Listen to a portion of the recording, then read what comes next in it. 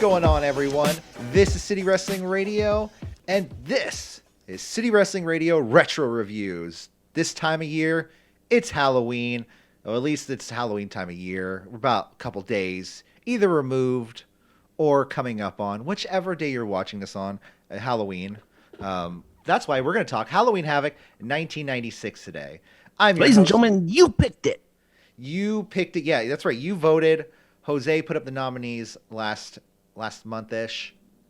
and we decided to go with this because it was the highest voted one. You know, I felt bad for Halloween Havoc 93. I did too. Cactus Jack was in that. Those were the three choices. It was like Halloween Havoc 93. What was it like?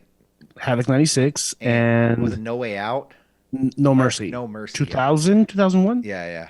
Something like that? Yeah, something like that. But yes, you chose it, the fans. Halloween Havoc 1996. That's why we're sitting here talking about the entire show. I'm your host. I'm Corey Smith. Joining me via Zoom teleconference chat is the main roster mate himself, Mr. Jose Oseguera. Did I ever tell you how impressed I was with the way you pronounced my last name? Really? Anyway, hello everyone. How are you doing? And how are you doing, Mr. Smith? I'm doing good. Like I said, we're coming up on Halloween. I'm feeling in a Halloween mood. I feel like I'm in a space dungeon lair right now. I like it. I like it. I took the Diamond Studio. We're blasting off through space. I'm wearing my Shotzi and the Black Lagoon t-shirt, old school. Excellent. Repping Shotzi Blackheart. But yeah, I'm good, man. Halloween Havoc 1996. I mean, well, how are you before we get into it? How are you? How are you feeling around this time of year on Halloween? You know, things are Pretty opening good. back up. Yep, things are opening back up. We're going to still do a trunk or treats, you know, taking the kids out with a couple friends. We're going to, instead of visiting other people's houses, we're going to visit our friends' trunks. And usually our friends are pretty generous and they provide us with the real king size candies. Nice. I remember there was one house, it was like 2 blocks down, one over, across the street from the liquor store, and they would give out full-size candy bars. And that was the most you're going to get in the early 90s. Mm-hmm. You wouldn't get, I mean, maybe in like rich neighborhoods. But yeah. One thing I thought about that, you were talking about trunks. I wonder if, like, you know how like old school like counterfeiters would sell stuff out of the back of the trunk? Right, just pop up next to everyone else. Like, hey guys, you want to... I don't know why this is playing now. Look That's at awesome. that. Yes. Another episode of our fam- podcast. Wow. They look familiar. Cool. Was it TGI Fight Day? Must have been a hot day. It was a hot day. Oh, Jiminy Christmas. I don't even know why I have this on. But nonetheless, I love editing. Where were we? Counterfeiters. Counterfeiters. Kids getting candy. Counterfeit candy. Yeah. All the bootleg snacks. All They the got bootleg Twinkies snacks. with sprinkles on them. Oh. It's a joke. It's a joke from next Friday. Oh, is that? Are you talking about what are those called? I forgot. You know how there's like at like stores there's like what's it, the Bimbo brand snack cakes? Mm-hmm. Gancitos. Yeah, I love those. Oh, they're so good. They're way better than Twinkies. The key to those is to pop them in the fridge for a little That's bit. what everyone says. That's what everyone says. But I can never wait. Can never wait long enough. Anyways, Halloween Havoc 1996. Let's get into it. Let's talk about the whole show. Well, really quick before we get into that, I really want to recommend Hoovy Juice on Talk is Jericho. Juventud Guerrero made an appearance, and that interview, if you like what we're talking about today, going back to the days of WCW, Juventud Guerrero made a nice visit to Chris Jericho. I know I'm promoting somebody else's podcast, but it was a good hear. Yeah, dude, come on. Jericho's like, we're competing with Jericho for viewers here, okay? Are we, though? Are we? You know what? I did steal a sound clip from his show on City Wrestling Radio News, a short-lived show that might make its comeback once things get a little bit more tied down in the Diamond Studio. Mm-hmm. But you were talking about Hoovy Juice? Yeah, he made a cool appearance on Talk is Jericho, and they talked all things WCW back in the mid to late 90s. So it was a really cool flashback, a retro show, as if you will. Yeah. What do you call it? A friend of the show, Juventud Guerrero.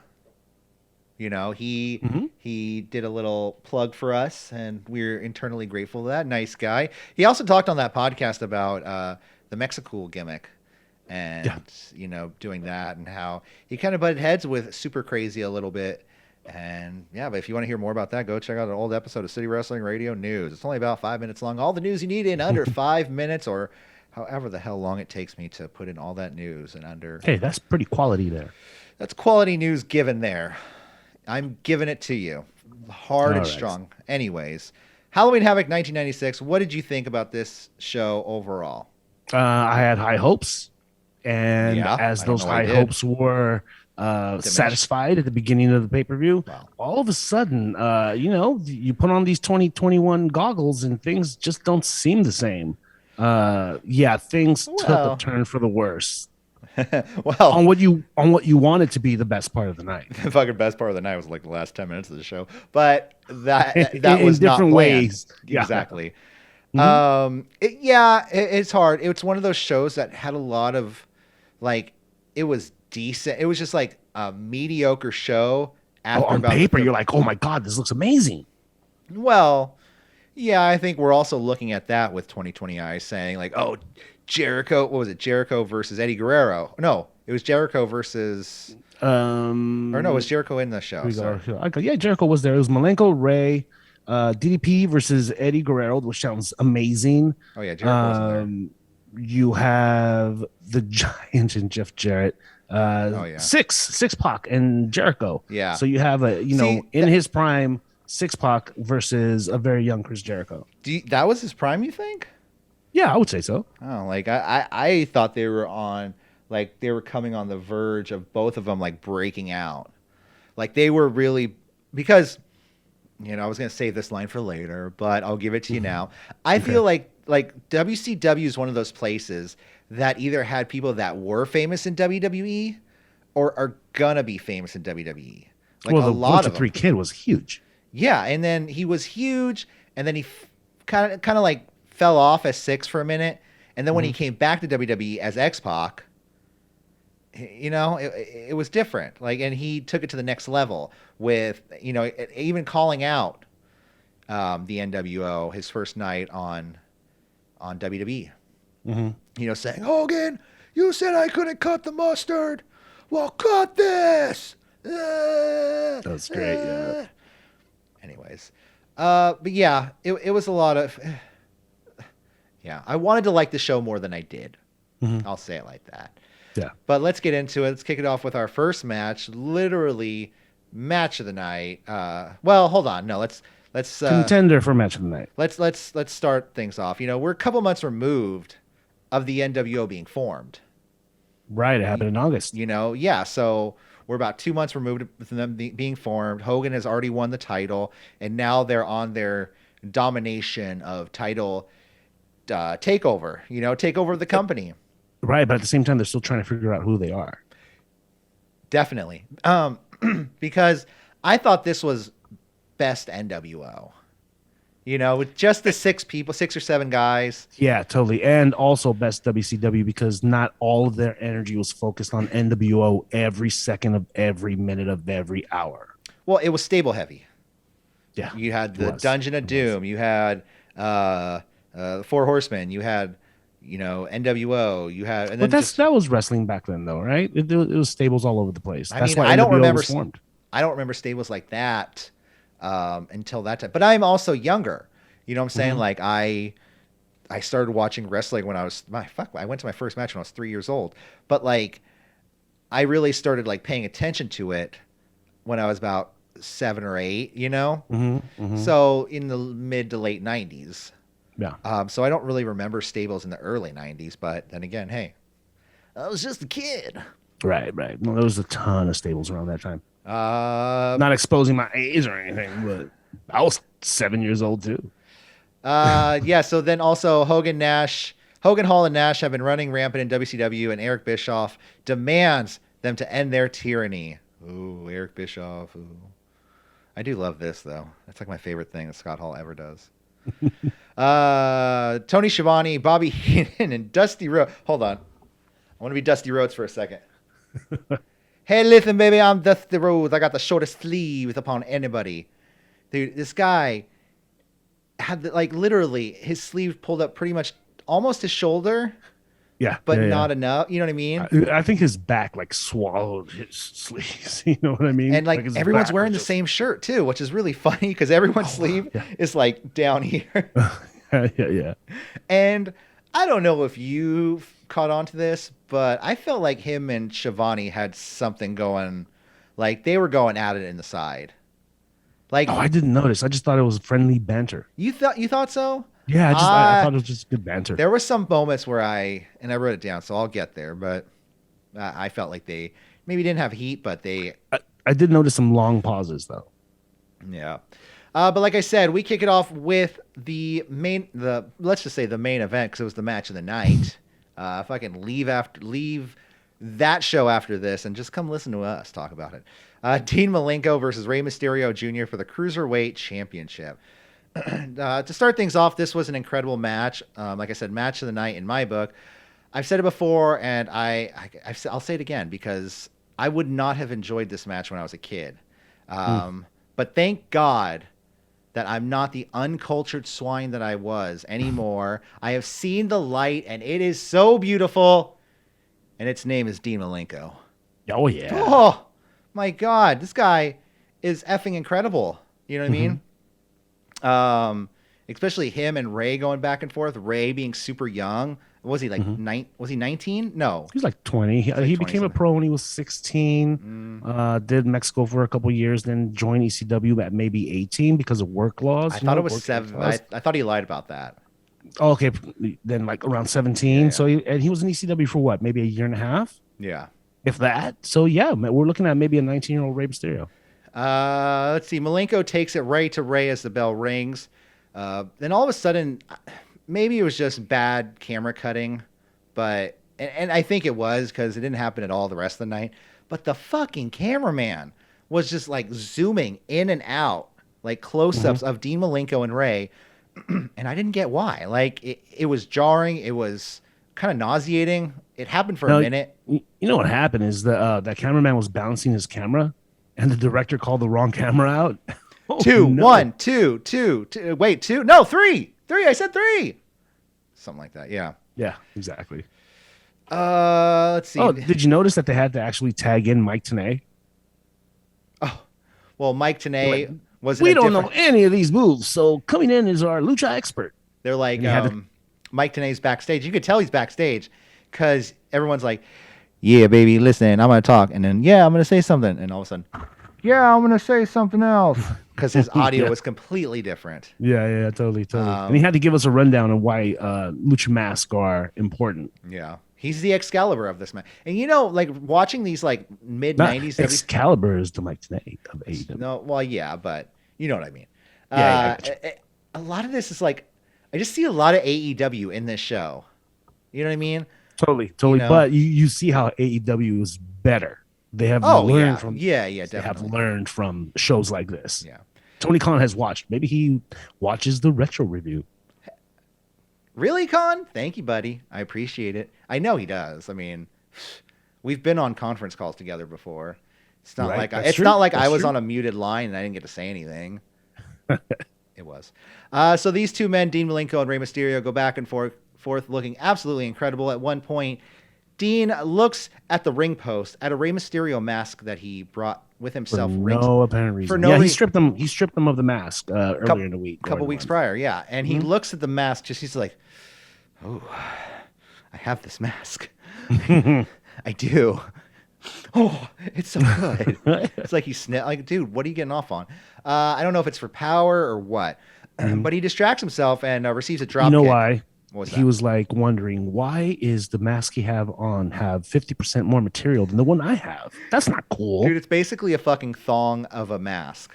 The one that Malenko stole, it's like the front part, there's a mask, and then there's just like straps. You know? Jeff Jarrett straps. Yeah, exactly. So he receives a drop kick to the outside and a tope senton to Dean Malenko on the outside. Great catch by Dean Malenko because Rey Mysterio was not going to clear that distance. Yeah, no. And Malenko made up that distance in a hurry and caught Rey just in time. That was great. Professional. Ray gets his stolen mask back and he says, fuck it, I'm going to change right here in the middle of the ring. He goes from a mask that's covering his entire head to a mask that's covering, I would say, about 55% of his head. 40? Yeah, okay. Yeah, if you count the straps, yeah. Yeah. Let's see. So I thought it was funny. Like, everyone thought it was so shocking when Ray lost his mask. But like I said, this is basically a thong of a mask. You could see his entire face. He was wearing a jockstrap. Yeah. With a cross in front of it, yeah. Exactly. Ray goes for a Hurricane Rana, but Dean transitions into a side suplex. We get a front suplex to Ray on the ropes, a modified half crab to Ray. And it's funny because Ray is in this hold for like a good couple minutes and he's just screaming, ah! Yeah. Like over and over again. It's just whoo, Ray. Yeah. I think they had a conversation with him. Number one, we can't see your face. Reduce the size of your mask by 50%. Number two, show more emotion, scream more, let us see the emotion in your mouth. And all he had was ah. That's what he had, Dave. He's a kid, 19, 20-year-old. Yeah. Let's see. Superplex to Ray. Ray showed brief signs of life, but Dean would keep him grounded. We get a tilt-a-whirl backbreaker to Ray, followed by a long sleeper. This explosive match comes to a grinding halt when Dean is keeping Ray down. Both men fall to the outside. Dean then gets a low blow on Ray. Springboard moonsault to Dean Malenko. This match kicks back into fifth gear like traffic in San Francisco. The two men exchanging maneuvers. And then I don't know why, but I all of a sudden have a craving for Bryan Danielson versus Fenix now. Because that's what I think the modern day version of this match would be. Oh, and it'd be like jacked up. Oh, to like a level or two, yeah. 1,000%. And you have Dean Malenko working there. You know what I mean? Right. So you have him probably talking with Danielson on a daily basis. Mm-hmm. So let's just figure out a better Con, I know you're watching, so make it happen. Mm-hmm. We get a Hurricane Rana to Dean, followed by a sit-down powerbomb to Ray. The two are battling. This was the classic Hurricane Rana to the pin combination. Oh, he used to use that, and it used to be a thing of beauty. Too bad all the knee injuries and all the grind on Rey Mysterio's body over the years. Yeah, he can't quite accomplish that move anymore. But when he was young and spry, he hit that move, and it was one of the sweetest finishers. I mean, he's still pretty. I mean, he does like a Canadian Destroyer. What's different? You know what I mean? A Canadian Destroyer has a lot more help. That's true. And a Hurricane Rana, the way he did it was when he completed the turn, he would go between his opponent's legs and then wrap his arms around their knees and make the pin. Go get a pillow. I want to see you demo this move. The two are battling on the turnbuckle. Dean hits a super power bomb to Ray and gets the pin and the win. Why does it keep doing this? What's going on, everyone? This is Nice. Wrestling Radio, and this is TGI fight. Now we get less light. Ooh, Yeah, it's even scarier. It's Halloween. Continuity is jacked. Anyways, the two are battling on the turnbuckle. Super power bomb to Ray. Pin, win. Dean Malenko, new cruiserweight champion. Dean Malenko. This match was fucking incredible. There were a couple slip-ups, but overall, these two men looked fantastic. The crowd behind both men, and they popped big time when Dean won. Yeah, they did, right? They went nuts. Yeah. Racist bastards. No, but the match was super fun. You know what? It was Las Vegas, so I would feel like in the 90s, Las Vegas probably one of the lesser of the racist cities. I don't know. There's a heavy Latino population. I'm a white guy. I don't fucking know, man. There was a heavy Latino population there. That's true. I think that's one of the main reasons why Ray opened up. Or maybe because he's just, that much of a performer. Dude, this opener was hot as hell. Yeah. I'd also want to add that so I also want to say this. WCW had some of the best belt designs of the 90s. Mm-hmm. That cruiserweight title was tight. I think like of the 90s, like the late 90s, they had the best title designs. Like I didn't like the Attitude Era belts, minus the tag belts. Those are like like Federation Era belts, Yeah, they were like throwbacks, right? Well, no, I mean like it was the same belts from the Federation era to like Those were the 2000s. rectangular ones. Yeah, those ones. Yeah. Those and those are good looking belts. But Yeah. I'm talking about like the Austin Winged Eagle belt, the round one, the oval Intercontinental. Oh, that was trash. The women's title was all right. It was okay, but it was, you know what I mean? It was Yeah, different. It was like the titles are today, where it was just like women's in big letters, whereas now it's like WWE and big fucking logo. No, it was like a forced futurism. You know what I mean? Let's catch up to the times and make these current and up to date and hip. What do the kids like? Let's Exactly. ask this 13-year-old girl what she likes in their titles. You know what's funny you mentioned that, because there was one person who like I noticed in the crowd. It was like this brother and sister who were in the crowd wearing NWO shirts, but they were super into the show the entire night. They were just sitting there watching. The girl was like sipping her soda. She's just like, the brother's like, you know. But it was just crazy because they like the people that seemed most into it. So I thought that was cute. That was like probably me and my cousins back in the day. But yeah, I was like saying, even the U.S. title, the U.S. title was badass. yeah, big gold belt, tag titles, they were all good looking. You know, I don't think they had a bad one until the hardcore. You know, Yeah. yeah. Yeah. Next up, we get a man, one of few men I would beg to host a podcast with his sweet, sweet voice. He's backstage with Jeff Jarrett, Mr. Lee Marshall. Well, Unfortunately, ladies and gentlemen, here we have Joe Jarrett coming up. What do we have to say, Jeff? Unfortunately, he has passed on to the great beyond, but damn, that voice is so sweet. It's soothing. He is WCW's version of Mean Gene, but Yeah. Mean Gene has more of an animated voice. Well, yeah, Mean Gene was a wrestling guy, whereas Lee Marshall was a radio guy. So, so he's backstage with Double J, Jeff Jarrett. Ric Flair is out tonight, and so he's taking Flair's place. Very 80s this interview, right? Yeah, I mean, it seemed weird. I know like Jarrett's like doing the whole like he's pledging to the Four Horsemen pretty much. You know what I mean? And it's the latter day Four Horsemen, so it's like Benoit, Mongo. I mean, Arn's still in it, but Yeah. you know what I mean? It's like I don't think Arn's ever left. No, Arn is still in it, I think. Still to this day. But yeah, he's taking the Flair's place in the match tonight versus the Giant. Then all of a sudden, like, I thought Ric Flair was out. Like, I was like, oh, Ric Flair was taken out. Ric Flair's just like, woo! I'm here, Daddy. Just strolls in. I'm like, what are you doing here, Flair? You're supposed to be out. You called in sick today, Flair. You can't just come in when you call in sick. Yeah, and then he puts over Macho Man for no effing reason. Yeah, well, it's I guess NWO. it's WCW versus NWO thing, right? Yeah. The heels are supposed to be like, who cares about NWO? Who cares about WCW? I'm here for mine. But no, Well- they're team players all of a sudden. Yeah. I mean, But they did have that match. to say about team players, it was kind of like everybody versus the NWO. Yeah, totally. You know what I mean? But it Yeah. never got to that point, because if you watch subtly throughout the night, even though NWO were heels, they were being booked as baby faces. They were being Totally. treated as baby faces, and they were pushing them to the top. They weren't sitting here saying like, "Oh, these are the heels that are going to say stupid stuff." They made the faces say the stupid stuff, and they would push the heels. They would have heel versus heel matches to get titles on the heels without a transitional champion. So a lot Exactly. of stuff in the show didn't make any fucking sense at all. Yeah. But they are at this point right now, like I said, where they are WCW versus NWO. Yeah, and we have an explanation with that on the Lex Luger versus Arn Anderson match. We'll get there. Yeah. Let's see.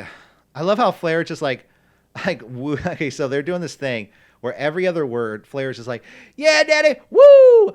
Jeff Jarrett's gonna go out here, woo!" But like Jarrett's doing this thing where he's like, "Listen, I'm gonna go out there, ha ha, and I'm gonna tear into the Giant, ha ha." Just like, oh my god. And it's fucking Jeff Jarrett. Battle of the man. gimmicks. It's Jeff Jarrett. Like, when have you ever taken Jeff Jarrett seriously? Ever? Yeah, I'm trying to think, but never. TNA? Maybe. Yeah, probably. Yeah. No, when he had his Global Force Wrestling, what was it? I mean, I take him more Remember? seriously nowadays than I ever did with him with long hair. I think I took him serious. Okay, Intercontinental Champion. Give him that. Give him that. Okay. But Jeff Jarrett will. I don't want to say like Jeff Jarrett will never be a main event superstar because that's fucking He was. The TNA, he was. TNA. Yeah.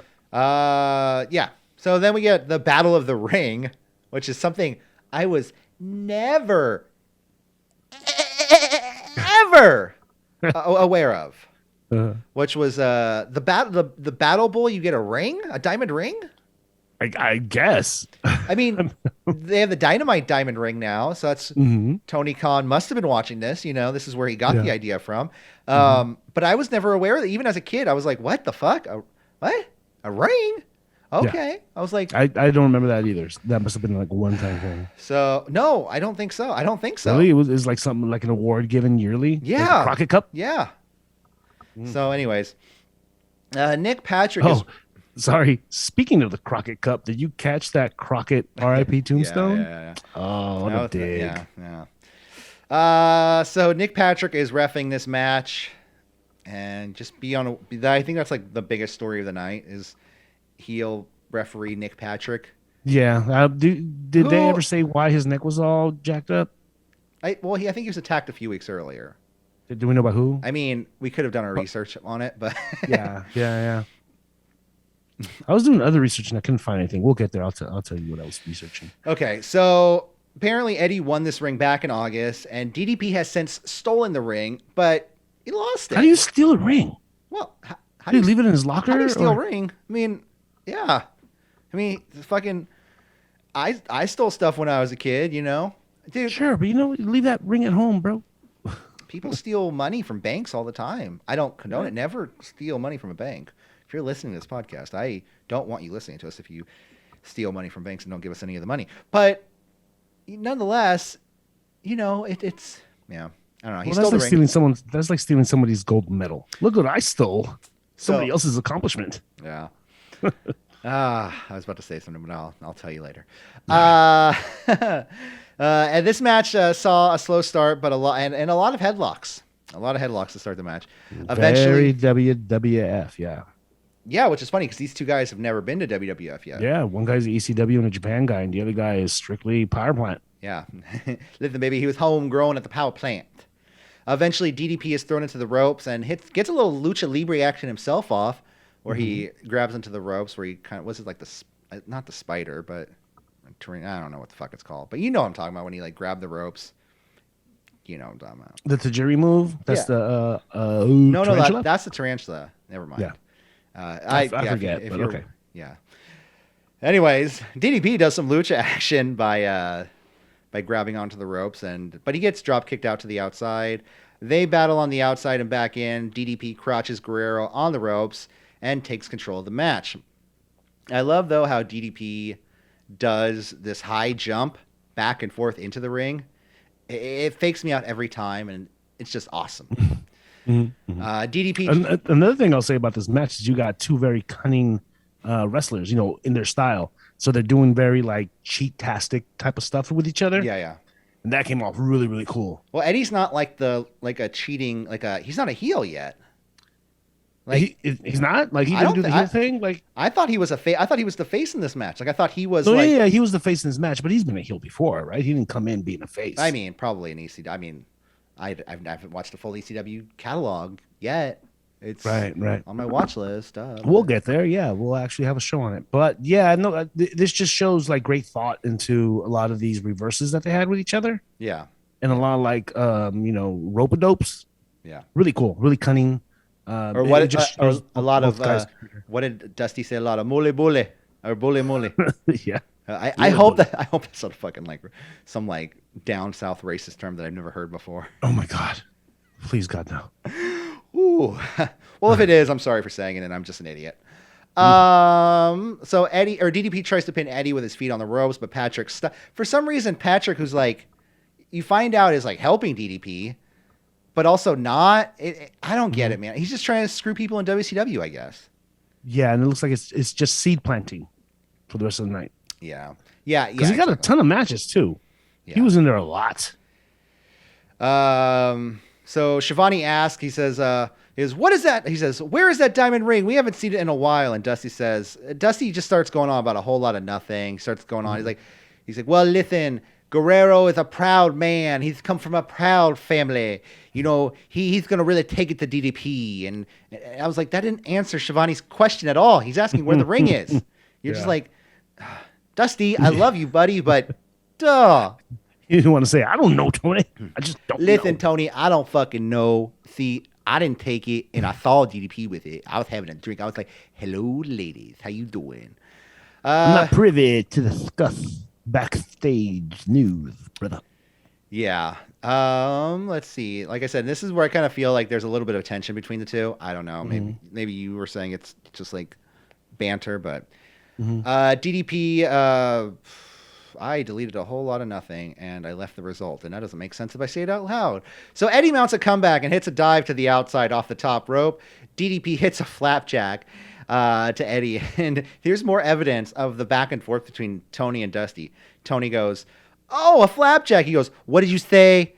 Tony says, "I said the move is called a flapjack." And Dusty says, "Oh, okay." You know, I did notice that part. Yeah. Dusty just going, "Oh, okay. That's cool, baby. Thank you. I appreciate your intellect." He probably thought he said slapjack. No, that's what Stevie Ray carries to hit people with. Exactly. Yeah. Slapjack. Let's see. Dusty says, "Okay." Powerbomb to Eddie. DDP hits the diamond cutter, which is just. Well, that was the lamest diamond cutter I've ever seen. I think it's ever. all diamond cutters, dude. Like diamond cutters really aren't that like great. Like, oh no. DDP used to, he evolved that thing from this diamond cutter. He like grabbed the guy, picked him up, and then just fell. It was a fucking neck breaker. I mean, I can't compare like the diamond cutter to the RKO. That's you can't do that. You're right, because they're the different fucking moves. diamond cutter came first, and the diamond cutter out of nowhere came first. Yeah, DDP it came used to do first, but diamond cutter you technically could compare the two between like how good they are, but it's not fair because it's different eras and it's like more, more people train. Randy Orton probably trained 20 million times more than DDP ever did. Sure, he's trained since he was 4. Yeah, and DDP started at 30. Exactly. Yeah. That's what I'm saying. So he's had more time to practice. But after DDP gets that diamond cutter on Eddie, he gets the pin and the win. And Patrick just takes the diamond ring out of his pocket.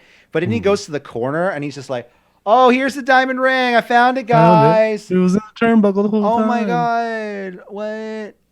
I don't know. Here you go. Bye. Which, I don't know. And wasn't this finish very abrupt and very like out of nowhere? A couple times during the night. Yeah, no, but especially the finish. Like I think DDP did like a power bomb, like a sit down power bomb on Eddie, and then went for the diamond cutter, and it was just weird. Like Eddie went from being 100% in the match to all of a sudden losing all this power bar. It just shrank like. It's the dreaded diamond cutter.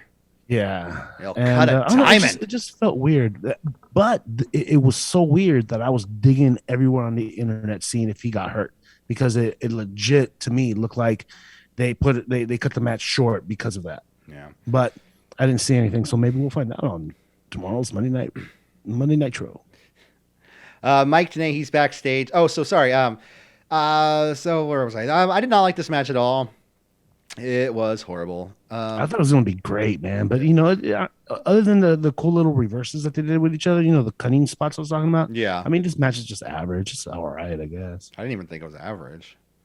I mean, there were some points where it felt like they were trying to go a little faster but couldn't keep up with each other. Okay, I'll say this. This was the best match out of the last, 3 matches. Out of the first match? The last 3 matches. Oh, okay. Not the first 3 matches. Oh, okay. I see what you're saying. This is the best of the shittiest. Mike Tenay, he's backstage with the new mascot for City Wrestling Radio. I just have to find this picture of him every time. Macho Man wearing his black and orange and silver, but we're not going to count the silver. We don't need to count. Doesn't count. And there's silver technically in our logo. There's a microphone, Mm-hmm. There's silver in a microphone. See? Silver. Pulling the curtain back. So Macho Man's doing this giveaway thing with Slim Jim where you win a monster truck. And Oh wait, we later on we find out that it's not a monster truck; it's a street legal truck. oh, really? I didn't Yeah, hear they that.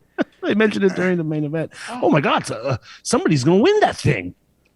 And what do you mean? Yeah, somebody won it. Somebody won that monster truck. And then Tony Schiavone goes, "We just got news from the producers backstage that it's actually a street legal monster truck, Oh, not man. this exact truck you see here." If I was Joan McCulloch of Romulus, Michigan, I would have been pissed. Yeah, Oh my god. Okay, so this is a sorry. Macho Man pickup truck. This is the second best segment of this is the second best thing on the show. I'm sorry. It fucking is. This is Really? incredible. Oh my God. I love Macho Man to death for this. So he is just he's like, "Oh yeah." Can't even do the voice. Yeah. He's just like, "I'm going to pick the winner of the Slim Jim Snap It to Its contest." And I made it sound like fucking Triple H now. But he goes and he like pulls the top off this Slim Jim. He's like, "I broke it." He's so excited. He's like, "I did it." Yeah. Mike Tenay's like, "Yeah, you did. But let me let everyone know the winner of this contest is subject to like a legal form pending like all the legal stuff that he has to go through." Yeah. And I love how Macho Man's like, "Congratulations to the winner and to the losers. I'm very sorry. I'm trying to be copacetic in a political year." I was like, Dude, I love Macho fucking Man. had That me. guy's great. Copacetic. He taught me a new word, copacetic. Yeah. Didn't know what that meant, but now I do. Randy snaps into the Slim Jim. Mike Tenay reads the legal mumbo jumbo. Joan McCulloch of Romulus, Michigan. I was trying to find her. I was going to try to ask her some questions about the truck, but Did you ever get it? Was it street legal? I couldn't. Yeah, I couldn't find anything on her. I feel like she'd be older. Oh, it was a made up name. They worked us. We are then informed that we can get live audio of the show, the podcast version of Halloween Havoc Yeah. 96. You know what? I wish we could find that and like somehow accompany it with this. You know what I mean? Like, Yeah. because man, But, I but wanna, did you get the guest host, the guest star, Jericho? a young Tony Khan topping away at the keyboard? I was not. I was like, there's this guy. So we're informed that we get the internet. They keep saying the internet. It's on the internet. If you go check us out on our web address, you can go there and listen to the show. It's the first time we've done a simulcast. Go to CompuServe chat room number 9. I'm like, oh my God. Chat room number 9? Like, reminding me of the days when I would like go to Yahoo and like chat room and da-da-da and like sports, you know? So, And they said they're WCW Wrestling.com, but they made sure, like nowadays, you just hear, WCW.com. yeah. Back then it was www dot Yeah. forward slash Go to WCW. I was hoping com. I was hoping Dusty would be like, then maybe go to http / two dots www.wcwwrestling.com / Dusty Road / Halloween Havoc / underscore 1996 underscore yeah baby. Yeah, so they're on the internet, and I love how Jericho's talking to the guy. He's like, "Oh yeah, it's great," and the guy's just like he Yeah. keeps looking up the camera. It's No, but he did do one of those. Jeff and Berkeley asked, "How do you feel tonight?" yeah. He's like, "Oh, how do I feel? I feel great. I'm Chris Jericho. I just debuted here. It's great." Then we get Mike Tenay is now with Dean Malenko, and Dean is ready to take on all comers. So there you go. Oh my God, look. I love Dean, great fucking talent. Yeah. But good God Almighty, he was born on the microphone. No offense, Dean, man of 1,000 holds, but Well, that's the way Daniel Bryan fixed it. When Daniel Bryan just said, Bryan Danielson now just says, "Shut the fuck up, let's wrestle." You know what I mean? that's what you should have said. Yeah. I'm not here to talk. Shut the fuck up. Let's go wrestle. Ted DiBiase is with the not U.S. champion, the Giant, and DiBiase, I'll give it to him. I mean, I didn't write down his promo, but it was good. Like, you know what I'm saying? He talks about how WCW is here to take over, and we've already taken Flair's belt. He goes, "Jarrett, you're dumb for taking Flair's place in this match tonight." Then Giant goes on to say something about how everybody goes to the glue factory. And I was like, holy shit. Man, wow. Damn. Wow. You're like, he's going to get fucking Arn Anderson on his ass and pull out his Glock. Yeah. So the comment. Well, let's talk about your unibrow there, Paul. It's funny how Big Show is just like, he's probably like 19 years old. You know what I mean? Yeah. The commentators go on how Big Show stole the U.S. title from Flair. But Nick Patrick is like holding it up like it's a title match. So it's more. And Tony Schiavone's like, it's not a U.S. title match. God. Will somebody tell him? He was so upset. It's not fair. He's like, Sting has been working hard to get that title shot. And he doesn't have it. I love Tony Schiavone. I do. I'm just making No, fun and of this the brings guy. up the fact that I remember maybe a couple pay-per-views ago, retro reviews ago, I said that Ric Flair should never be U.S. champion. Well, there you go. You said Intercontinental, I think. Yeah, We were talking about the WWE one. chasing. Yeah, he should never be chasing something other than the world title. And here he is, U.S. champion, defending and getting it stolen and shit. Yeah. So Big Show versus Jeff Jarrett. The Giant. I wrote down Big Show. Oh my God. Who's this Big Show you speak I of? love how I write Giant into the notes, but actually at the title I write Big Show. The Giant versus Jeff Jarrett. It went 9 minutes and 55 seconds. I didn't tell you the times for the other matches, but you saw them on the screen, so there you go. This was a classic big man, little man match with a fiery babyface, but the fiery babyface is fucking Jeff Jarrett. Like, I could never get into him. Yeah, and I don't think he was ever a babyface in the whole He time was that in I this followed match. up to this. Slap nuts. Yeah. Oh my God, how? But I mean, because he was facing the NWO. You know what I mean? And that's the thing, is like, it was Jeff Jarrett. Nobody wanted to cheer for him. No. Like, not even Flair. You were wanted forced to cheer for Big Show. I mean, sorry. Well, the no, Giant. no. Yeah, but like you were. That's Who what do I'm you hate saying. more at this point? Well, I don't hate Big or Giant No, at all. I'm saying, I'm saying not as a character. Like we're talking. Jarrett. Jarrett. Yeah, exactly. Far Who do you hate more. more? Jarrett. So you're gonna be like, let's go Giant. Kick his Yeah. ass. Tired of this chest Rey Mysterio mask wearing guy. Yeah, man. It's just really, you don't want to cheer for a guy who's like wearing straps over his nipples. It's just, Yeah. I mean, you can if you want. It's just, I don't know, man. It's You just a should do weird it back in the 80s where you belong. It's just a weird look. Yeah. Yeah. So, and also the Giant is booked as like this dumb bumbling giant too. You know what I mean? Like you get knocked, he's like, ugh. He was supposedly at this point still, he was supposedly Andre the Giant's son. Illegitimate son. Oh yeah, I remember that. That was dumb. Yeah. Because but you know they they're did a both really- tall. They did a really cool interview. It's like saying me and Lance Bass are brothers. Are we? They did an interview with a whole NWO, and Scott Hall like broke character and looked at Paul White and was like, "Hey, are you really the Giant's son?" And you see Paul like, Shut the fuck up. Shut up. That was like, yeah, that was like, I love how wrestlers like try to keep people like quiet about stuff. Yeah. I guess I could say that. "This is on the Nitro." I saw WCW, not WCW, but I saw Daniel Garcia at an indie show, and somebody was chanting AEW, because he just started wrestling at AEW for Dark, and he looked back and he was like, shh. Yeah, and then he signed like 3 weeks later. So I'm like, I get it. Like, I get it. It's funny, but it's there. So Jarrett. Oh, Flair comes out ringside. Jarrett attempts. Oh, so Flair comes out to ringside. I have a question now. Why do they dub Flair's song in WWE shows, but they don't dub it in WCW shows? Yeah, I don't know. That's weird. Huh? Yeah. I don't know. That should be on a T-shirt. Why do they do this? I was listening because it was like, that was Ric Flair's song. I was like, okay, that's his old school WCW song. Yeah. And I know it's a little different in WWE, but Yeah, they had like a different drum break on it or something, but still, it's the fucking song. Jarrett attempts a headlock, but the Giant easily tosses Jarrett. Giant playing the big, dumb, slow Giant. Jarrett was able to lock in a headlock, but Giant slams Jarrett to the corner. Giant hits a big boot, backbreaker to Jarrett. Flair goes all Leo Rush and begins yelling, "Kick his NWOS!" I was trying to see where you're going with the Leo Rush thing, but now I remember. Oh my God. It was so Ah, annoying sure. as was this. This was super annoying. Yeah, and I'm starting to think that was Leo Rush's idea because I think he did it.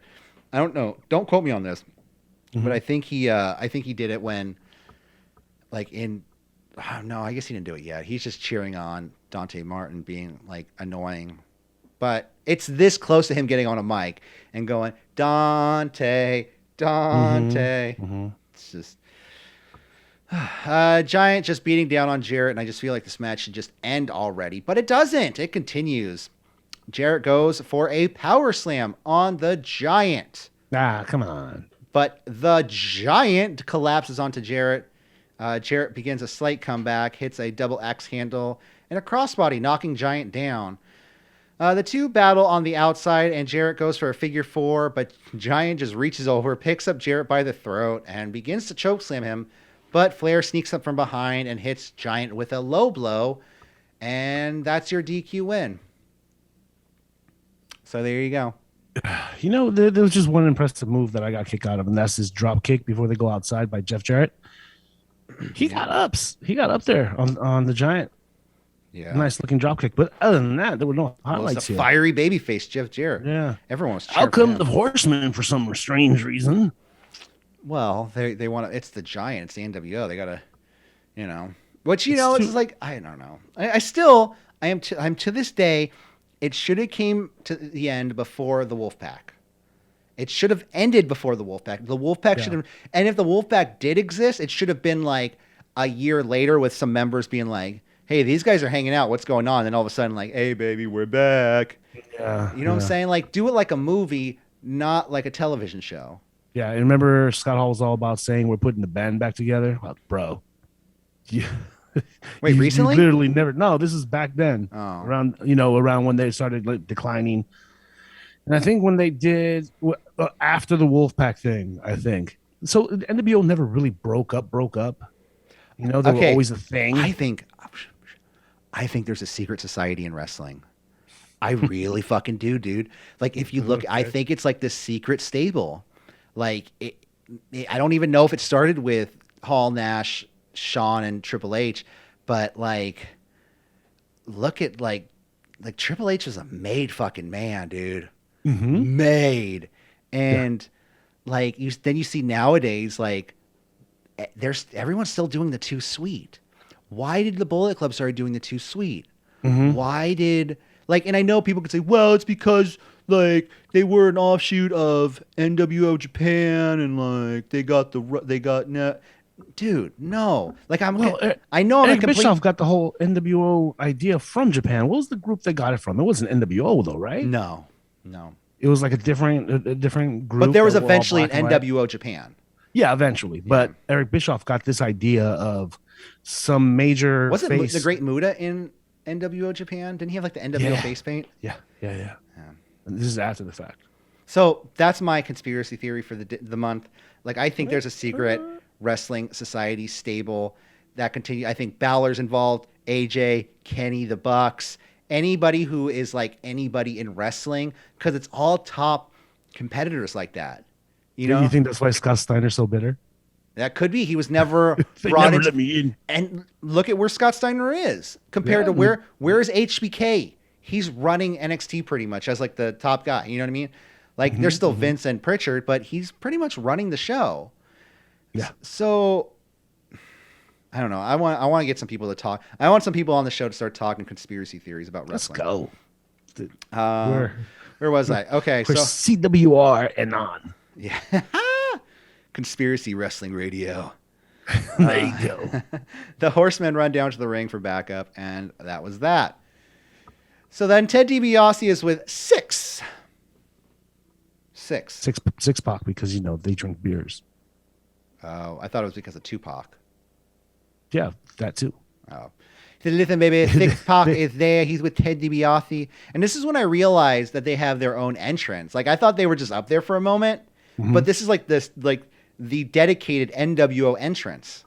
Yeah, Which is what they're from the doing fr- right now is they're spitballing things to make. How do we make NWO different? Okay, we'll make them come out from a different place. Well, this is when they were booked like they were going to be an actual organization. Yeah, Because like there'd be times where it's like, this was like overseen by the NWO as well. Like what? Why would you know what? Why was it approved by the NWO? But yeah, so were they doing the black and white promos here? Yeah, they were, right? Not in this show, but Not in they were this doing show. those. They were doing those already, right? Yeah.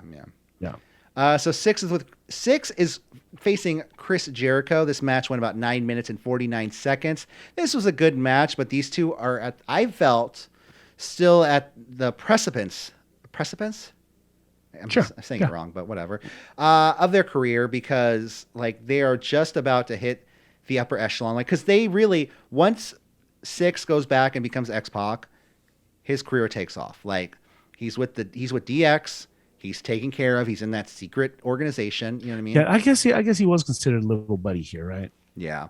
And he was considered like that in WWE or WWF as well, but he was also given titles and, you know. Yeah, he was European champion, cruiserweight champion, light heavyweight champion. Light heavyweight. Did he get the IC? Maybe eventually he did. I can't remember. And then also Jericho, once he goes to WWF, I know he like really comes into his own in WCW and has like, you know, the 1001 moves of Jericho. He has Ralphus, you know, all these great things. But once he hits WWF, he interrupts The Rock. Like that was his debut. You know what I mean? Yeah, but remember after that they knocked him down a peg or two because he was too comical. Who was the first undisputed champion? Yeah, you're right. Always go back. Eventually, but he had to climb up through the ranks. So now, we would, in years past, we would probably say that Chris Jericho was a WCW guy, but up until recent history, he was a WWE guy all the way. Yeah, and now he's broken away from all of it. All of it, yeah. And you can't even staple AEW guy either because he's not. He's not what he is, but he's not the guy. You know what I mean? Yeah. Do you ever hear the story of Vince that night when he won the undisputed title? I think I did, but go ahead, remind me. When he's like, he said something like right to Jericho. Goes, you know when you know this company's going down the shitter when we put the titles on Jericho. Yeah. And Jericho's like, wait, what? Hey. Well, no, that's like when he found out he was winning the titles. That's like, and he was like, I'm messing with you. Buddy, I'm messing with you. Just joshing you. Jericho comes out to like a Pixies-esque song. Do you know the Pixies? Yeah, it was kind of like a alternative song he came out to. Yeah, Jericho always had that and like a Nirvana entrance like after this. Yeah. Remember that along with DDP. DDP had like that that was like Teen Spirit. Blatant ripoff. Yeah. It was like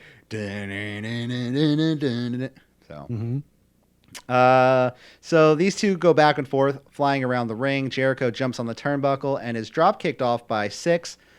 They battle on the outside. They get back in the ring, and Six is stomping away on Jericho. We get hard chops, kicks, and a spinning heel kick to Jericho in the corner. Whoa. Let's pump the brakes really fast, just for a second. Put a pin on that one so you don't lose your space. If Nick Patrick is hurt, what's he doing refereeing another match? Well, he's got a neck brace and holds him together. Bro, take a sick day. Yeah, I just don't get how like he can do that many heel things. Like it's one thing to do it over a couple weeks. Yeah. Like, in this one NWO match he did this, in this one NWO match he did that. But then he's doing it for all the heels tonight. Dude, he was like in every other match. And like you think like his boss would have came up to him backstage and was like, "Hey Nick, I need to have a seat for a second. Thanks. You want something to drink? Want something to drink? You know who signs your checks? Yeah, exactly. WCW signs your checks. Yeah. He's like, no. Well, he's like, looks like fucking Kenny Powers. Kevin Sullivan, Conan, and Big Bubba. I don't even know who the fuck that is. And I didn't know Conan was a part of the Dungeon of Doom, which is... Big Bubba is Roy Traylor. Oh, yeah, thanks. Don't know who that is either. It's the Big Boss Man. Was that the Big Boss Man? Mm-hmm. Oh, wow. Jericho mounts a comeback with a spinning heel kick himself. Springboard dive to Six on the outside. We had a familiar looking spot nowadays. A back elbow off the top row. Judas Effect-esque. So Jericho charges towards Six, but is slammed into the turnbuckle. Drop kick to Six as he's coming off the top turnbuckle. We get a lion salt to Six, but which resulted in a 1 count because it's Nick Patrick. Got there way too late.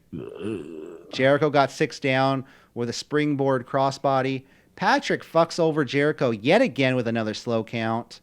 Jericho gets in Patrick's face. I think he even grabbed his neck, right? Yeah. He's like, 1, 2, oh. Six hits a spinning heel kick and the pin and the win. That was What? Yeah. So that's Six's finisher is a spinning heel kick. Yay. I don't even like the super. I don't know. I guess the super kick sold. I don't know.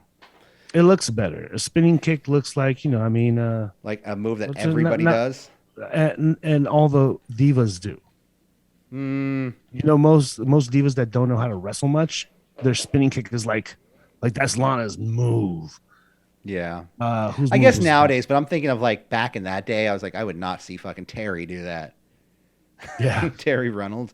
Spinning kick. I would be like, damn, Terry, you go, girl. Oh, but you know been who trained? did do it is what's her name? Miss Hancock. What's her name? Stacy Keibler. Yeah. After the match, Jericho is about to attack Nick Patrick, but he gets away helping Six to the back. This match was okay. There were brief moments of it being good, but in the end, it didn't really do anything for me. But the heel ref spot with no payoff, I know the payoff's later, but if you're going to do this, then have Jericho get his hands on Patrick. I don't know. I felt like he should have been tortured a little bit more. Like Patrick is taking the beatings for the NWO and is still siding with them in the end. Makes him look like a bigger dummy. Like if he's still helping them but gets beat up by Jericho, you know what I mean? Like that makes him look like a fucking idiot. Yeah. Like why would you take all the NWO beatings when you're just Nick Patrick? But they're like so cool, man. They're the next big thing. I want a black and white T-shirt too. He already has a black and white T-shirt. It's called a ref's shirt. yeah. Oh no, I think WCW wore blue. That's true. You're right. Still. So then, I'm sure he has one of his rookie ones in the closet somewhere. Oh boy, and this is when the show gets sad. We get a disheveled Lex Luger with Mike Tenay. And I know what you're going to say, but real quick, his hair looks straight up like Tetsuya Naito's hair.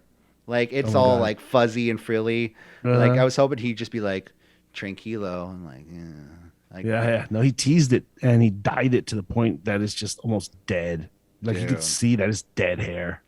And he is hyped. I will say that. I would say he's about as hyped as Mojo Rawley is. I wonder why.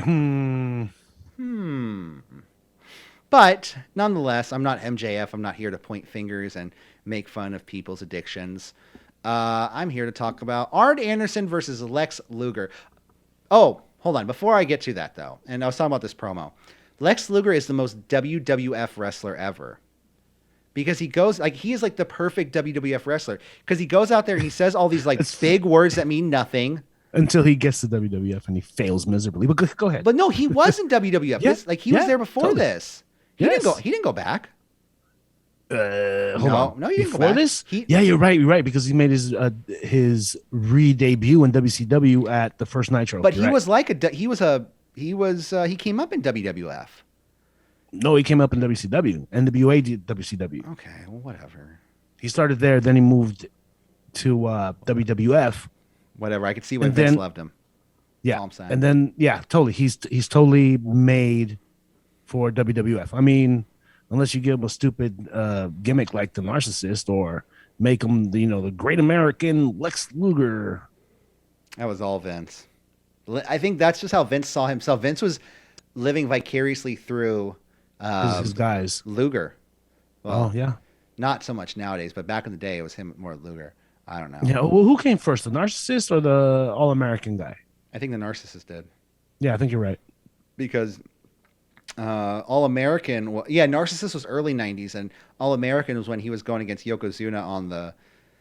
That was pretty cool. The Lexus Express. Yeah, that's something we got to review. So Arn Anderson versus Lex Luger, a match that took about 12 minutes and 22 seconds.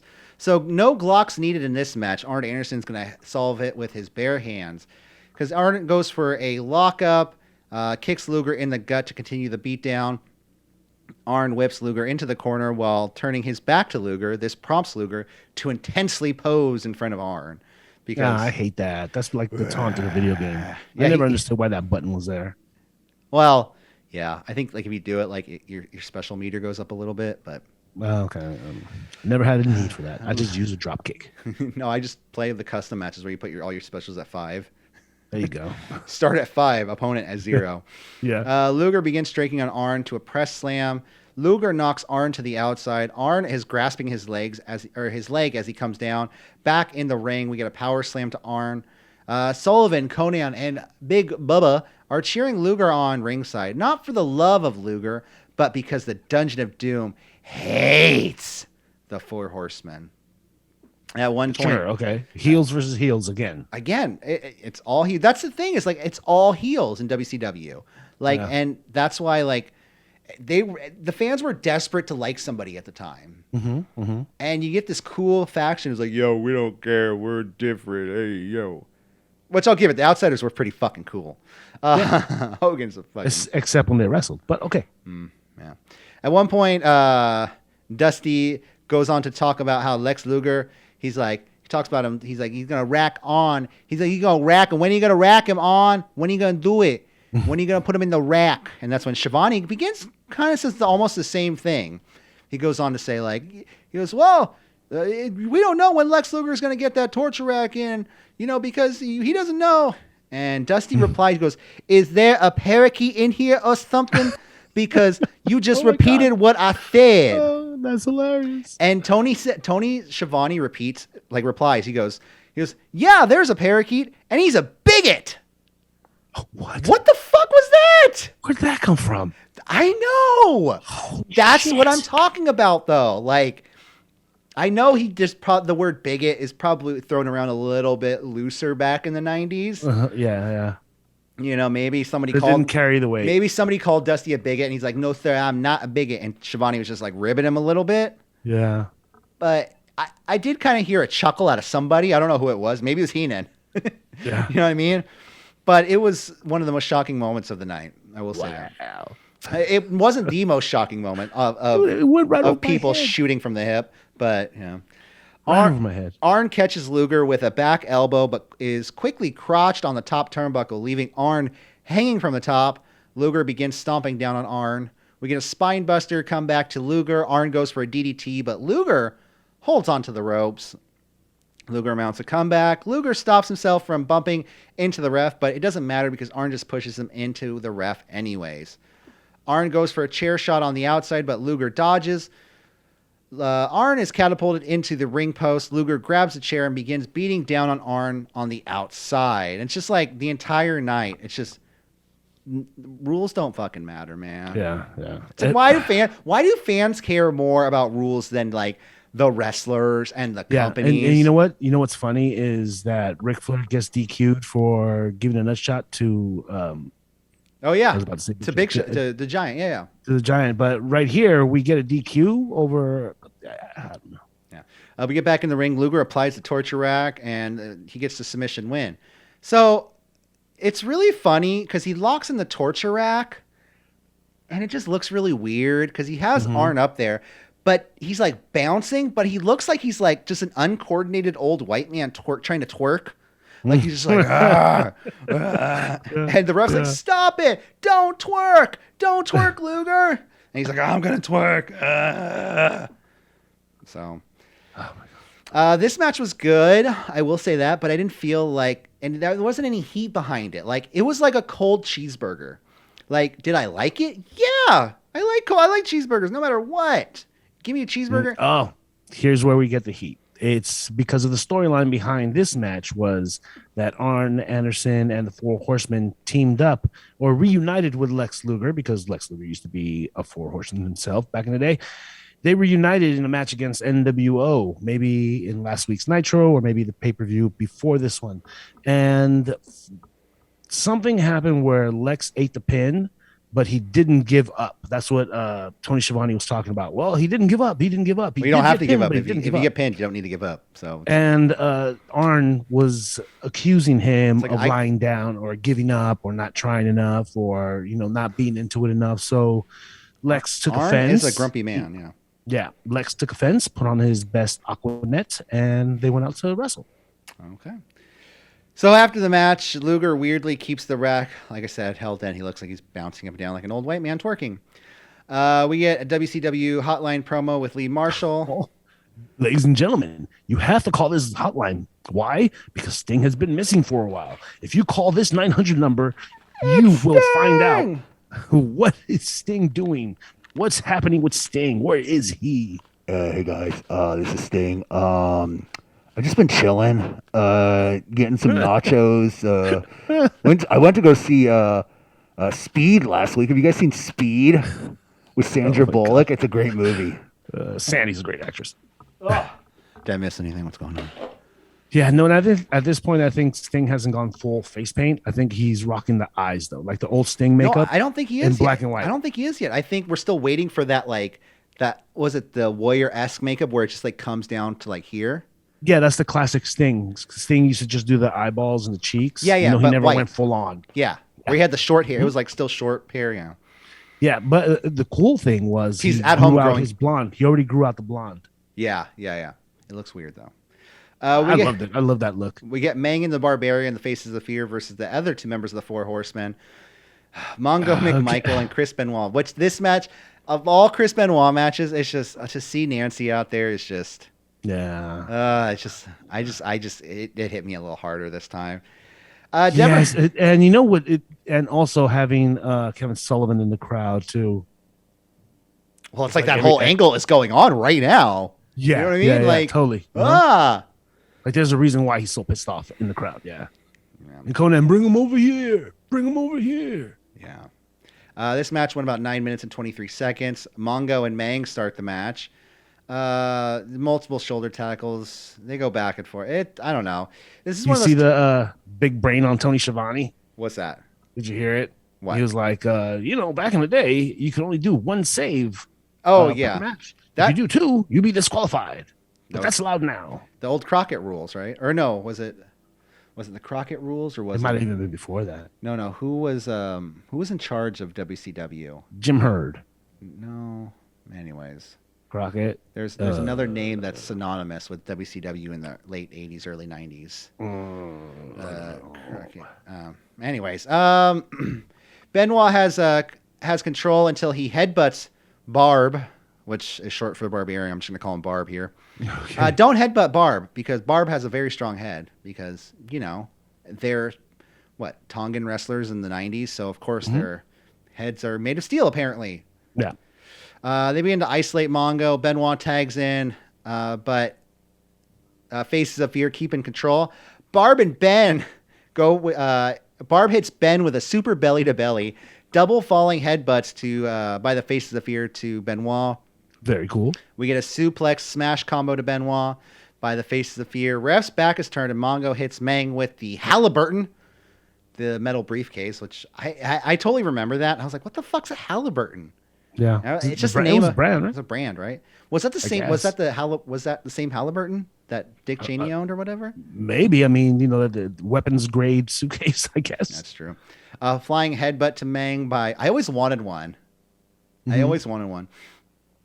We get a flying headbutt to Mang by Benoit, and he gets the pin and the win. After the match, the Faces of Fear beat down on the Horsemen. And by the way, Arn has been taken to the local medical facility, and Jarrett and Rick went with him. So it just leaves Mongo and Benoit and the two ladies at ringside. Yeah. Faces of Fear beat down on the Horsemen. Conan and the Dungeon of Doom go after Woman, which is Nancy. If you're not familiar with Nancy Benoit's name, her name was Woman back in the day. Some people younger, they don't know. It's fine. And she was given a horrid name. I wouldn't have accepted that. Yeah. Woman. Sullivan and Nancy come face to face, and if you don't know, they were also an item at the time or before this, and something happened, and she ended up with Benoit. So, yeah, oh God, I don't even want to fucking. It's bad. Like seeing her, like she's being taken away from Benoit, and I'm just like, take her the fuck away, run, Kevin. Like just don't look back. Which I know, don't hold somebody against their will, but like, yeah, no, but Kevin Sullivan, apologize for whatever you did. Please apologize, Kevin Sullivan. Come on, you can change history. Say you'll just go do yoga with her. It's fine. Yeah, it's not that big of a deal. I know I'm making light of a terrible, horrible situation. It's hard to watch as I use comedy as a defense mechanism or a. I got you. Yeah, I'm with you there 100%. No, I know. I'm telling our friend Tony Khan, who's watching at home, is probably disgusted with me right now. I love how Heenan though points out though that Sullivan's wearing a blue medical wristband. He's like, look, he just got out of an insane asylum. Yeah. He's crazy. So no, that's just a friendship bracelet he got from somewhere. Well, it was a medical bracelet. It obviously was. Like, it was one of those, like, I saw the little snap thing on it. Oh, the little white clip that came up there. Yep. Because it was, like, big in one part, and then it got smaller and white little. Going back to Arn Anderson, do you think this is how they explained the freezer he got into his hand? Because he was like holding his hand to his chest, kind of like, Wait, a freezer? What are you talking Because about? freezer. I'm making up words as we go along. Yeah, English yeah. is my second language. But you know how his hand is kind of like stuck in club mode. Like he's about to. Like he can't open his fingers. Oh, I didn't know that. Yeah, if you look at him in AEW right now, one of his hands are fucking, it's a paw, and the other one is more like a club, and he can't open it. And he's like, "Hey, I'll show you." Yeah. Yeah. And it looked like it has to be some type of nerve damage that he has, or damage to the brain that affects that nerve. Anyway, I'm thinking this is. I will say this, though, was diagnosed and it was coming on. Who was he? Who was he facing? Who was Arn facing in that match? Lex. Oh, Lex. Yeah, I'll just say this. Like, and I know it's just like, look at how Arn is nowadays compared to Luger, and it's just like Arn really was like, I don't know. I don't even know if Arn was a partier back in the day. I could see him drinking some. I could see him. I could see Arn drinking, but No, I can see him going, something, Rick? I've had enough. I'm going back to the hotel. If you want to come with me, but you gonna get yeah, he'd get too drunk. He's like, well, my night's done. I'm gonna go home. He'd stop at like the liquor store and buy like a pack of donuts or something. You know what I mean? Yeah, secretly, like, Arn, you buying donuts again? You drunk eating donuts? Well, you know me. What? If I hang with Rick, I need my donuts. A lot of powdered covered donuts in the 80s, huh, buddy? God, I am just everyday MJF over here. Then we get the Outsiders versus Harlem Heat, but Harlem Heat is accompanied by Sherry and Colonel Parker. I'm surprised I remembered his name before. That makes zero sense. Why would a team from Harlem? Okay, it makes sense. Money. Sherry, she's been known to, figure out who to manage, but to, hang out with Colonel Sanders, I don't get it. Money. What's the money? I guess, but the guy wears the same suit all the time. How's he got money?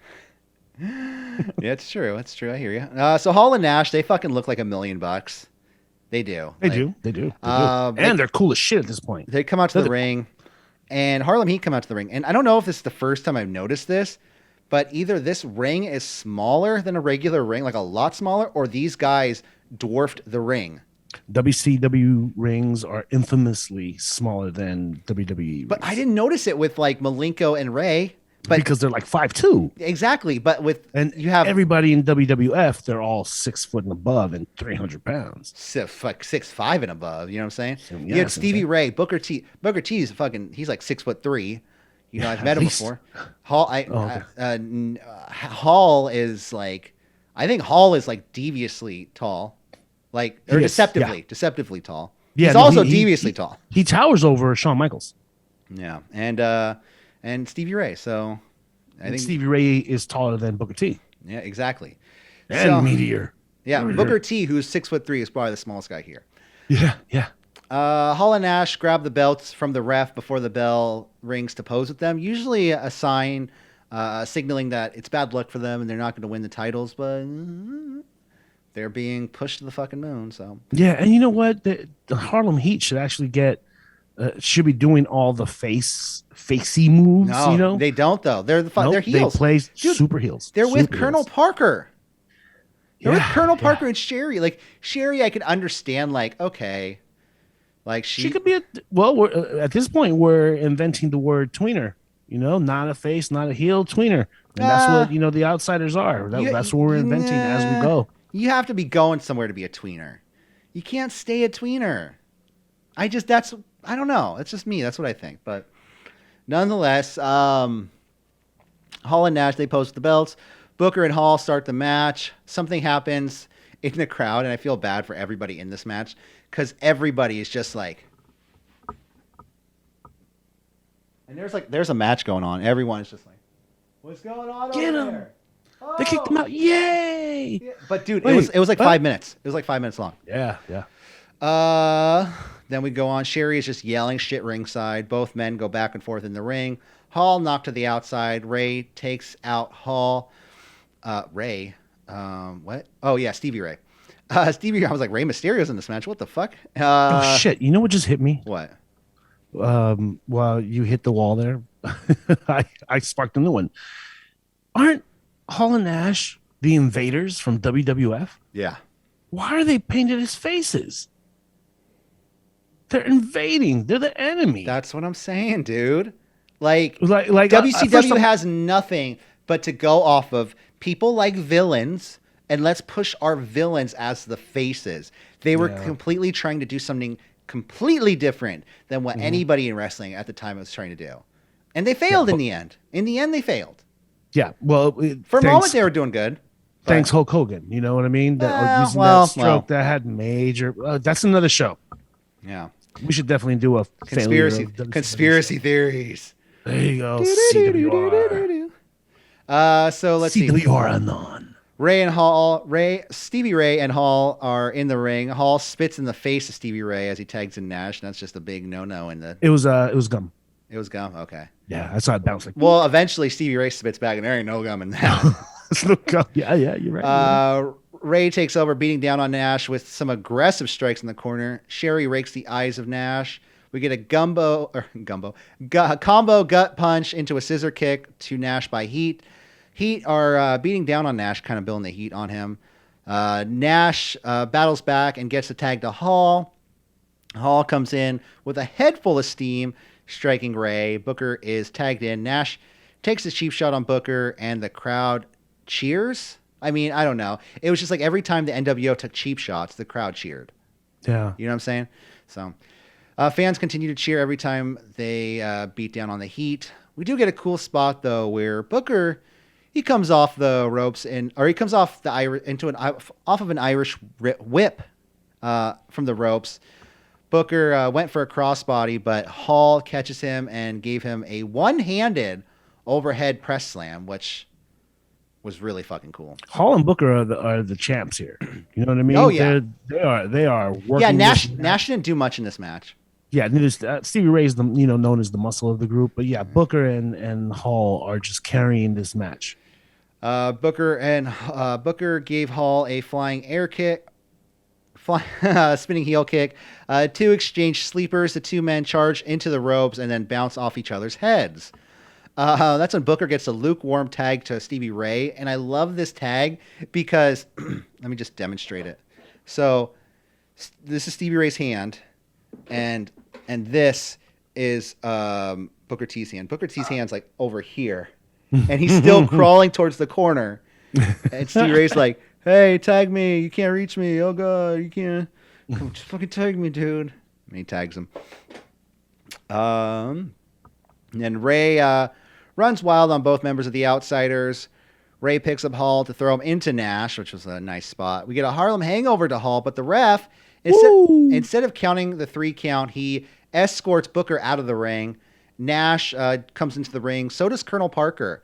And Colonel Parker looks like he's going to swing the cane at Nash, but then ends up handing it to him. And everyone points, oh, I'm sorry, sir. I do declare I was making a mistake. He hands him the cane, and Nash beats him up with the cane.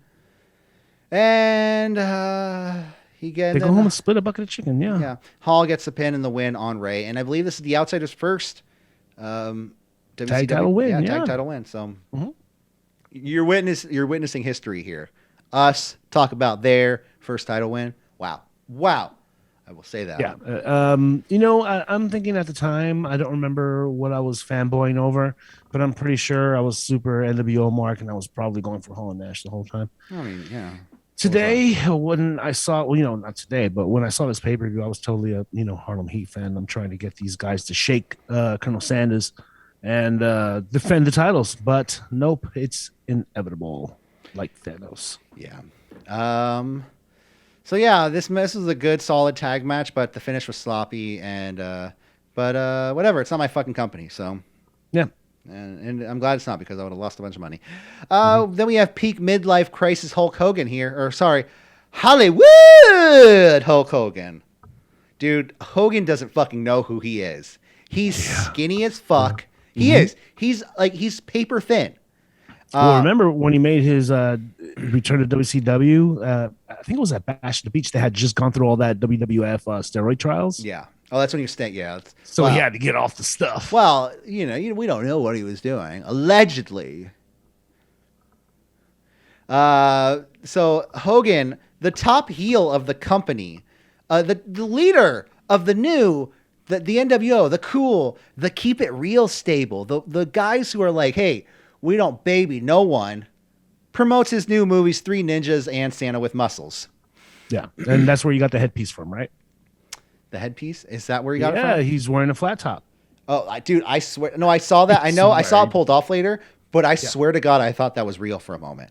Like, for a while, I was like, whoa, Hogan, what are you doing, dude? Like, I thought he had plugs. I was like, oh my God, he got plugs. Because it looked like, how they're separate? There's huge gaps when someone gets plugs. Yeah. Holy crap. I didn't know that in the 90s, Hogan bit the bullet and got plugs.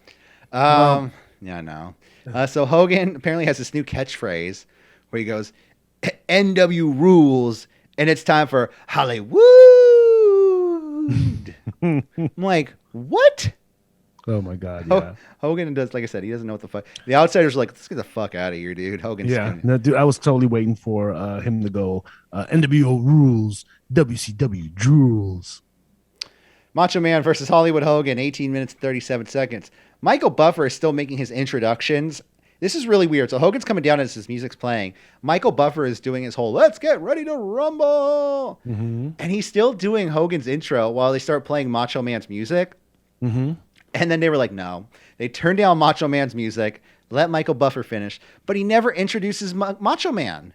That was such disrespect. What? Like, people want to talk the Suzuki incident. Hey, refer back to the 96. Macho Man incident. Yeah.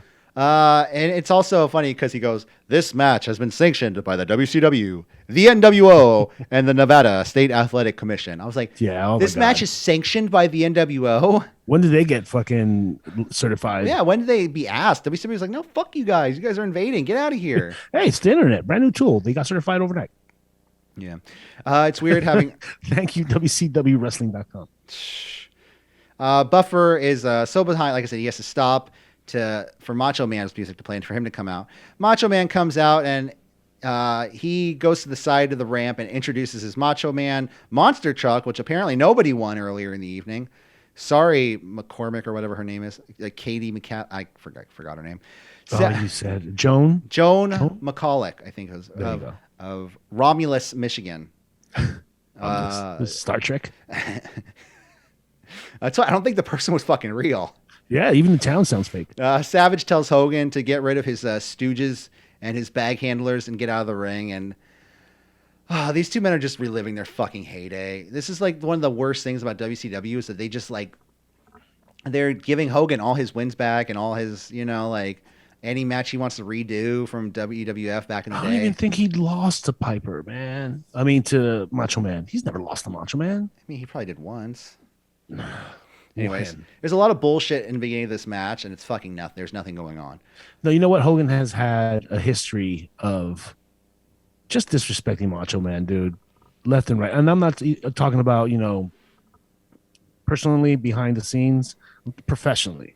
Well, I mean, if you want to go listen to our retro review of WrestleMania 9, which we all know the incident, the Hogan Black Eye incident, go check that episode out because we talk all about it. Mm-hmm. But yeah, in detail, and we did research, ladies and gentlemen. We actually did research for that one because that was a very interesting story. Yeah, Hogan is wrestling in sunglasses. It's almost that was part of the gimmick, but that was it's all good. This match finally gets started, like literally after about 5 minutes, when Hogan gets a couple of strikes on Savage. Savage begins a comeback, gives Hogan the softest double axe handle off the top rope. Hogan is pleading with Macho. I don't ever get the Hogan pleading thing because it's like, you're asking someone you're in a match, like, give up then.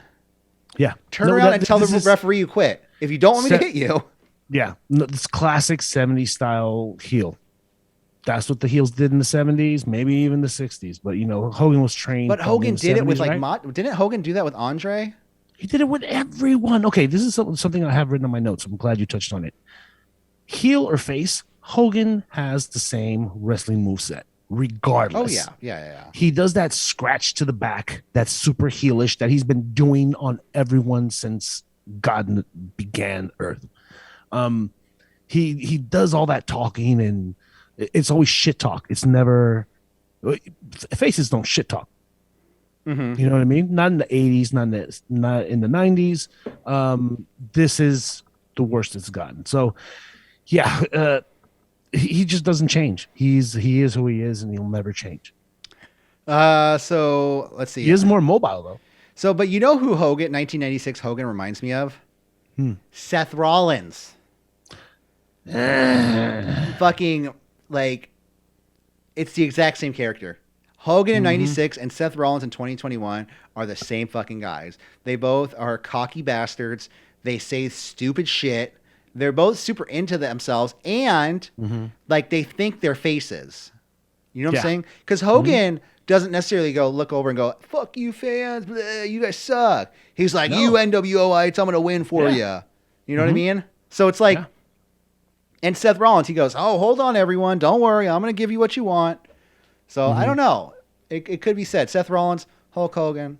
Well, I think Hogan really believed it. I'm not too sure Seth Rollins. Well, I don't know.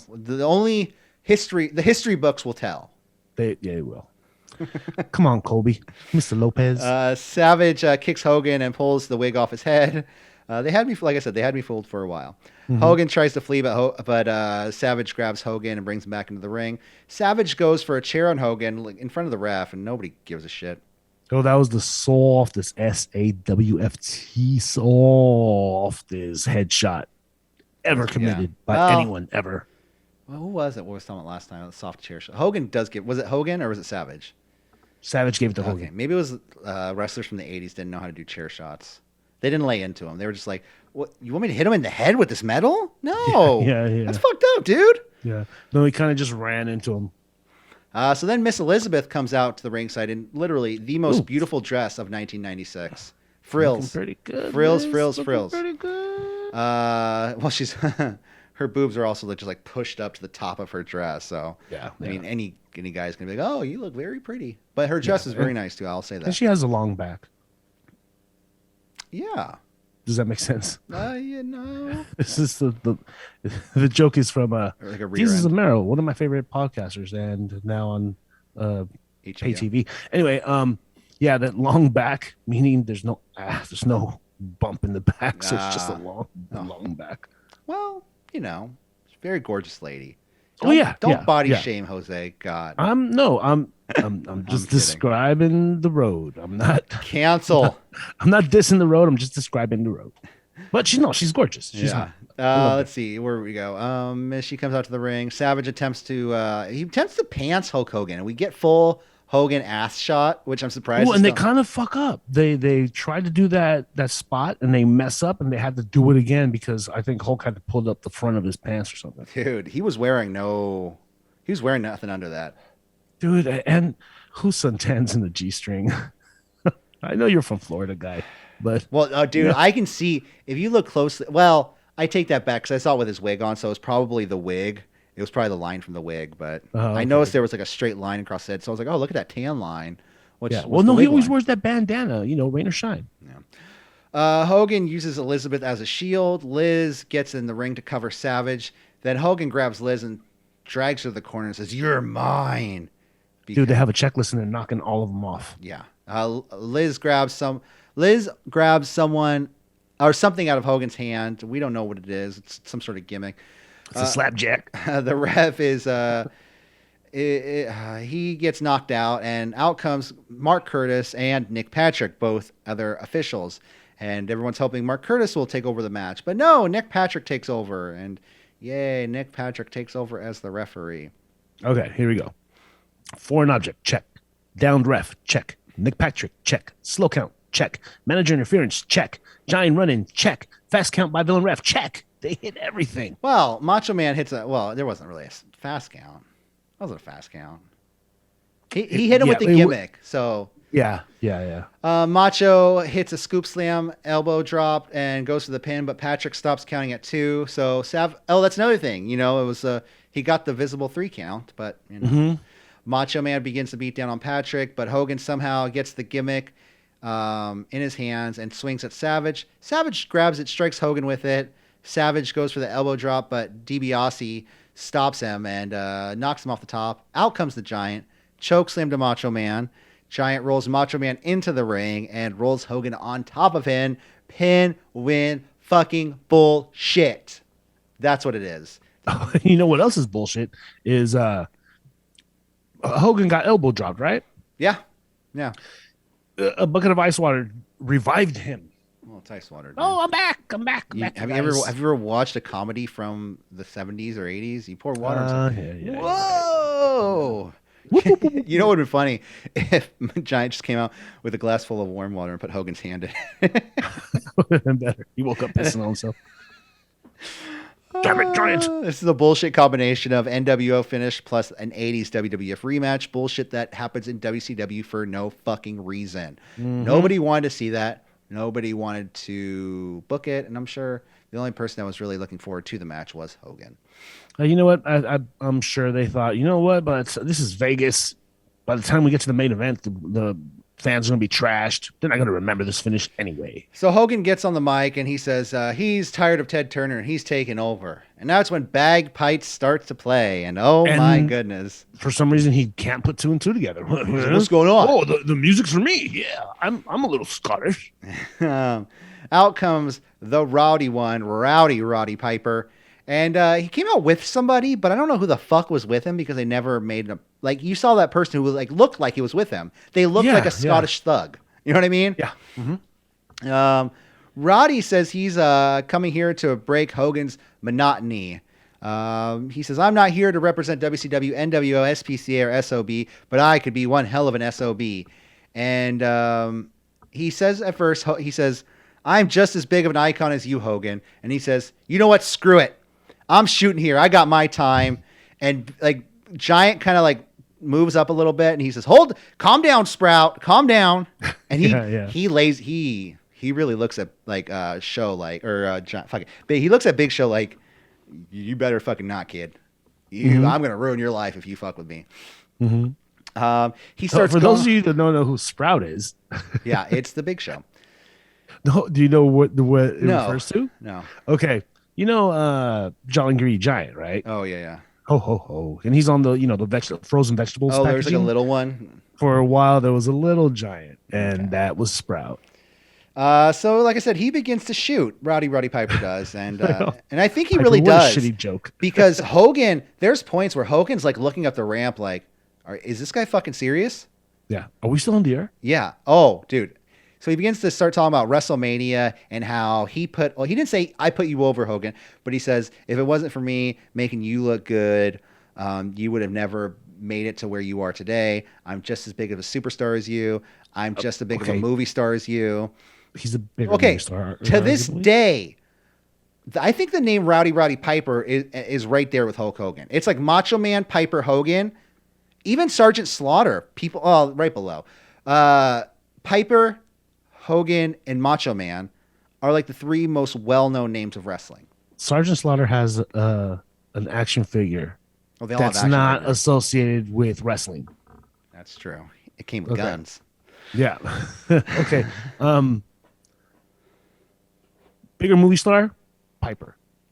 Yes. Bigger wrestling star, Hogan. But did Piper make Hogan? Yes. Yeah. Okay, you could say Hogan's got to higher success in wrestling. Yes. And I agree with that. But I don't think that I don't want to say success. I want to overall, it's just, I think when you look back at everything, when it's all said and done, the dust is settled, everyone's gone home, it's closing time, turn off all the doors and let yourself into the, I don't know how the fucking lyrics go, but you know what I'm talking about. Sure, yeah, we get what you're But saying. you know what I'm saying? I do really think the name Rowdy Piper is right there next to Hulk Hogan. It's synonymous with pro wrestling. I think it's because Hogan has damaged his career over the years. So I think Hogan has brought himself down. Mm-hmm. And Macho Man, it was kind of okay, I'll say it like this. At one point, it was kind of like Macho Man Piper, and then Hogan was up here, and then Hogan dropped his stock price. Yeah. big time. Yeah, totally. And, we all know that with every good guy, he's only as good as his bad guy that he's going Yeah. up against. Yeah. So it had to be a major bad guy, a.k.a. Roddy Piper. We're not going to count Debo, but we'll count Macho Man. King Kong Bundy was pretty effing amazing back in the day. And, up until that, I don't remember too many people he's wrestled against. Yeah. So, Hogan shakes his hand and he says, "You are big of a superstar as me. You are big of a movie star as me. You're a millionaire just like me." And then he goes, and then Piper is just all of a sudden like, "Well, look out for yourself then." Or he says, "Watch yourself." And he starts to leave and Hogan like fucks with him even more. And he's like, "Well, you got to remember to sit down when you pee because you're wearing a dress. Remember, you're a woman." It's so funny. how clever. I know. Piper then gets back in the ring and tells Hogan, and then Hogan, he goes, "You know what, Hogan?" And Hogan goes, "No, you're done." He goes, "Your time is coming." Hogan starts to leave again. And Piper goes, "Oh, you forgot something." Grabs the title, puts it over his shoulder. Hogan runs back into the ring, like pissed. This guy's fucking pissed. Oh, shit. Yeah. He's fucking pissed. They go back and forth saying something about some bullshit. And Piper then all of a sudden goes, "I got you with Elizabeth." And then all of a sudden Tony Schiavone goes, "That's it. We got to go. Bye." Yeah. And they're still talking and the pay-per-view just shuts off. So, dude, he was shooting. There's there with like, it's without a shadow of a fucking doubt, this guy was shooting from the hip. Yeah, totally. And you know what's funny is because it went to the next Halloween Havoc. And I love how it's like, for the first time ever since years ago, Hulk Hogan, Rowdy Piper. I'm like, it took a year? Right. They didn't fight at Starrcade? I don't know. I 96? don't think so. Oh, shit. We'll look into it, but Yeah. anyways, show goes off the air and everyone feeling a little uncomfortable over here. Yeah, right. So that was Halloween Havoc 1996. Heck of a show. You guys picked it at home. It was your monthly suggestion, Jose. Good job, guys. So Okay. I am not going to be as gracious. It's my turn to pick for retro pay-per-views. Mm-hmm. And I'm laying the law Okay, down this month. Okay, I'm going to tell you my first search results What? for Starrcade 96 is a YouTube video featuring Hollywood Hulk Hogan and Roddy Piper. Okay, well then maybe I'm wrong. I don't know what the fuck they were talking about. This is just the first search results. Who knows what? Maybe it's referring to this little shindig that we just had. I don't know. That's just the first thing that came up off the search. So, like I said, you guys go ahead and do a search yourselves. I'm not being as gracious as you are, Jose. I'm not giving the fans anything to fucking choose this time because I Nice. don't care. I mean, I care about the fans, but I don't like. I just wanted to pick a pay-per-view. I need to lay the law down about something that's been bugging me since day one of this retro show. Ooh, there wow. needs to be a fucking law set to what a retro show is. Okay, I'm down. 10 years. 10 years is a retro show. That's an era, right? So I'm going to go a little further back than 10 years. I'm going back 11 years. Okay. Survivor Series 2010. All right. We got Wade Barrett versus Randy Orton for the WWF title or WWE title with John This Cena. is Nexus next. This is stuff? Nexus with John Cena as a special guest referee. So either Wade Barrett wins or John Cena is forced to join the Nexus. What'll happen? Ooh, stay tuned. All right, we're gonna get out of here for tonight because my throat is killing me because I didn't drink anything before the show and my mouth is dry as dry as a mouth is at a Cypress Hill concert. It's as dry as B Real's mouth before a show. Oh my gosh. Gangrene. Anyways, guys, ladies, friends, family, anyone watching, Tony Khan, have a wonderful day, and we'll see you next time. Later. Dun, dun, dun.